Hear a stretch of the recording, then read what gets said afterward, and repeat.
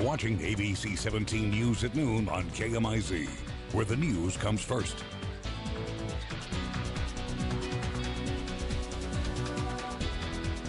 Welcome back. Mid-Missouri, Congress may have a deal to avoid the looming government shutdown. This as divided Democrats are struggling to find common ground to pass President Biden's agenda.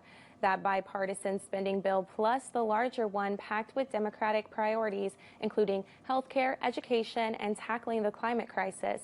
ABC's Rachel Scott has more.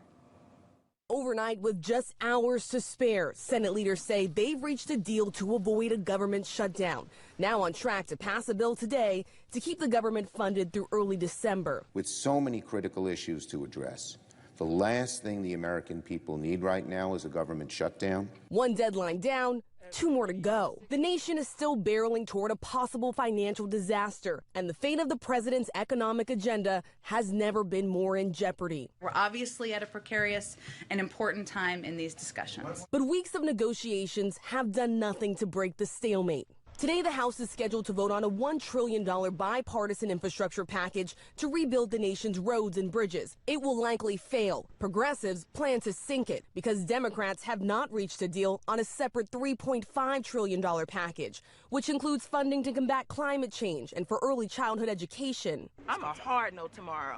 I'm an absolute no. You can write it on the wall with Cori Bush next to it. I'm a no. A growing number of Democrats now frustrated with moderate Senators Joe Manchin and Kyrsten Sinema, who refused to support that larger bill. It's time for our colleagues to determine what is the bottom line. But Manchin has not said what that bottom line is. Overnight, dealing another blow, saying, I cannot and will not support trillions in spending or an all-or-nothing approach that ignores the brutal fiscal reality our nation faces. Well, we take it one step at a time. For now, House Speaker Nancy Pelosi says the vote is still on. I think that if we come to a place where we have agreement in legislative language, not just principle, in legislative language, that the president supports. Manchin telling me there's no way that gets done. Do you think it's possible for the legislative text to come together tomorrow before this vote?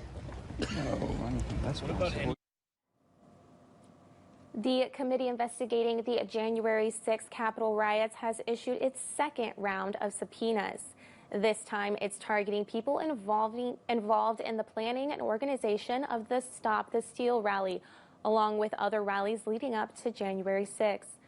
The subpoenas are for 11 people affiliated with the organization Women for America First, which was the group with a permit for the Stop the Steal rally. The latest batch of subpoenas comes less than a week after the committee issued its first 4 to close aides and allies of former President Trump. It was just a boom, and it rocked everybody a building. Because when I got blew back, I thought I was gone. I thought my life was over with.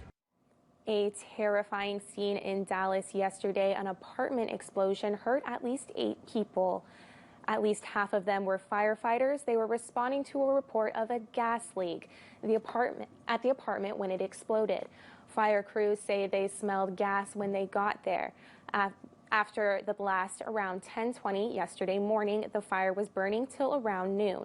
Dallas fire officials say multiple local, state, and federal agencies are investigating the cause of the explosion.